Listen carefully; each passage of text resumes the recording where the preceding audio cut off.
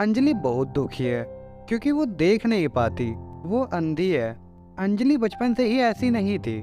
बचपन में वो देख सकती थी, लेकिन एक दिन उसके साथ एक हादसा हो गया। एक दिन स्कूल जाते समय रास्ते में एक गाड़ी ने अंजलि को जोर से धक्का मार दिया और अंजलि के सर के पीछे वाले हिस्से में चोट लग गई। उसे अस्पताल ले जाया गया, लेकिन डॉक्टर साहब ने साफ साफ कह दिया, देखिए, लड़की तो बच जाएगी, लेकिन वो कभी भी देख नहीं पाएगी क्योंकि उसकी दोनों आंखें खराब हो गई है। उसके बाद से अंजलि अंधी हो गई। उसके माता पिता ने बहुत कोशिश करी, बहुत सारे डॉक्टरों को भी दिखाया, लेकिन कोई फायदा नहीं हुआ। अंजलि अब 25 साल की हो चुकी है। वो खुद का काम तक नहीं कर सकती। उसकी माँ विमला हमेशा उसके साथ ही रहती है। उसके पिता का नाम मनोहर है। वो एक दुकान के मालिक हैं और उसी से उन लोगों का घर चलता है। मनोहर विमला को बस एक ही चिंता है। सुनिए जी, अब तो हमारी बेटी 25 साल की हो गई है। अब तो उसकी शादी करवानी ही पड़ेगी। हाँ बिमला, वो तो है, लेकिन एक अंधी लड़की से कौन शादी करेगा वाला। उसके लिए हमें दहेज में बहुत सारे पैसे देने होंगे। हमारे पास बस वही तो दुकान है, हमें उसे ही गिरवी रखना पड़ेगा।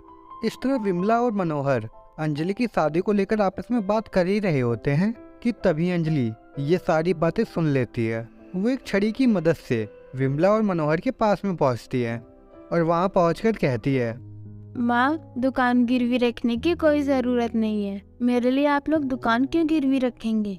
बेटी, हम तेरे माता पिता हैं, हम वही करेंगे जिसमें तेरा भला हो। तेरी शादी तो हम करवा के रहेंगे। अगले दिन मनोहर दुकान को गिरवी रखकर बहुत सारे पैसे घर लेके आ जाता है और शादी के लिए 10 लाख रुपए दहेज देने का ऐलान कर देता है। और ये खबर चारों तरफ फैल जाती है और अंजलि के लिए एक रिश्ता आता है। लड़की का नाम अंगद है और उसकी माँ का नाम जानकी है और अंगद की बहन का नाम पायल है। तीनों मिलकर अंजलि को देखने आते हैं।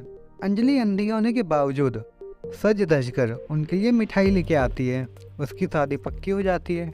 मनोहर जानकी को दहेज के 10 लाख रुपए दे देता है और कुछ ही दिनों के बाद अंजलि और सुबोध की शादी हो जाती है। अंजलि ससुराल चली जाती है। पहले के 2-3 दिन तो अच्छे से गुजरते हैं, लेकिन कुछ ही दिनों के बाद जानकी अंजलि से कहती है, बहू, जाकर मेरा कमरा साफ कर दे। लेकिन माँ जी, मैं तो अंधी हूँ, मुझे तो कुछ दिखाई नहीं देता। तभी वहाँ पे पायल भी आ जाती है और वो बोलती है, तो क्या तुम्हें सर पर बिठा ली? भाभी, वो मत जाना कि तुम्हारा ससुराल है। मायका नहीं तो तुम हमेशा की तरह आराम करती रहोगी। यहाँ रहना है तो घर का कुछ काम तो करना ही पड़ेगा। नहीं नहीं पायल, मैं तो आराम नहीं करती, बस मुझे कुछ दिखता नहीं है तो काम करने में थोड़ी दिक्कतें आती हैं। अब जानकी को गुस्सा आ जाता है और वो चिल्लाना शुरू कर देती है, चुप रह कल मूवी, काम चोर कहेंगी। हमेशा बस अंधी होने का फायदा उठाती है। जो बोल रही हूँ वो चुपचाप सुन ले, नहीं तो मार मार कर यहाँ से दफा कर दूंगी। ये सुनकर अंजलि घबरा जाती है और साथ ही में उसे बहुत ज़्यादा डर भी लगता है। वो डर के मारे अपनी सासू माँ के कमरे में जाती है और वहाँ पहुंचकर वो कमरे की साफ सफाई करने लगती है, लेकिन उसे तो कुछ दिख ही नहीं रहा था। और कमरा साफ करते करते उससे एक गुलदस्ता गिर के टूट जाता है और उस आवाज़ को सुनकर जानकी और पायल दोनों वहाँ पे पहुँच जाते हैं। हाय हाय, सत्यानाश कर दिया, तोड़ दिया, मेरा सब कुछ तोड़ दिया। एक काम कर, पूरा घर ही तोड़ दे। माफ़ कर दीजिए, मुझसे गलती हो गई। मुझे कुछ पता ही नहीं था कि वहाँ पे कुछ रखा हुआ है। मैं तो अंधी हूँ। फिर से वही बात? माँ, भाभी ऐसे नहीं सुधरेगी। ऐसा बोलकर दोनों के दोनों मिलकर अंजलि को खूब मारने लगते हैं। अंजलि खूब रोने लगती है और रात में जब अंगद घर वापस लौटता है तो अंजलि उसे सब कुछ बताती है, लेकिन अंगद अपनी माँ और बहन को ही सपोर्ट करता है। अब अंजलि समझ चुकी थी ये लोग ऐसे ही हैं और उस दिन के बाद से वो दोनों हर रोज उसे मारने पीटने लगते हैं। कुछ दिनों के बाद अंगद जानकी से कहता है, माँ, आपने दहेज के लिए शादी करने को बोला और मैंने कर लिया, लेकिन मैं तन्नू से प्यार करता हूँ और मैं उसी से शादी करना चाहता हूँ। मुझे पता है बेटा, पर उससे पहले इस अंजलि का कुछ करना पड़ेगा। मेरे पास एक आइडिया है माँ। पायल उन दोनों को आइडिया बताती है और वो दोनों ये करने को लिए राजी हो जाते हैं। अगले दिन अंगद अंजलि को एक अच्छे डॉक्टर के पास ले जाने के बहाने से उसे घर से काफी दूर लेके जाता है। वो अंजलि को लेकर एक जंगल में पहुंच जाता है घना जंगल, चारों तरफ कोई भी नहीं है। अंजलि को कुछ अजीब सा लगता है तो वो कहती है, तुम मुझे कहाँ ले आए हो? आसपास कोई इंसान है ही नहीं। अरे यहाँ पे इंसान है, बस थोड़ा दूर है, तुम चिंता मत करो अंजलि, आज तुम्हारी आंखें बिल्कुल ठीक हो जाएंगी। ये बोलकर अंगद वहाँ से चला जाता है। अंजलि अकेली जंगल के बीचों बीच में खड़ी रहती है। जल्द ही शाम हो जाती है। बहुत इंतजार के बाद भी जब सबूत नहीं आता है तब अंजलि सब कुछ समझ जाती है और वो जोर जोर से रोने लगती है। हे भगवान, ये सब क्यों हो रहा है? मैं मानती हूँ कि मैं अंधी हूँ, लेकिन इसमें मेरा क्या कसूर है? मेरे पति ने मेरा साथ छोड़ दिया, मैं क्या करूँ? तभी वहाँ पर एक बूढ़ी औरत आती है और वो अंजलि से कहती है, बेटी, तुम्हारे पास कुछ खाने को मिलेगा? मैंने 2 दिन से कुछ नहीं खाया। उस बूढ़ी औरत की ऐसी आवाज़ सुनकर अंजलि उसे अपने पास से 2 बिस्कुट दे देती है और अंजलि के खास खाने के लिए सिर्फ वही 2 बिस्कुट ही बचे थे। लेकिन अचानक से एक चमत्कार हो जाता है। वो बूढ़ी औरत जंगल की परी में बदल जाती है। मैं इस जंगल की देवी हूँ। मैं बूढ़ी औरत के रूप में तेरी परीक्षा ले रही थी। तूने सब कुछ खो दिया है। तेरे पास बस 2 बिस्किट थे और वो भी तूने मुझे दे दिया। मैं प्रसन्न हूँ। बोल, तुझे क्या चाहिए? देवी, मैं अंधी हूँ, दया करके मुझे मेरी आंखों की रोशनी लौटा दीजिए। जंगल की देवी अपनी शक्तियों से एक जादुई चश्मा लेके आती है।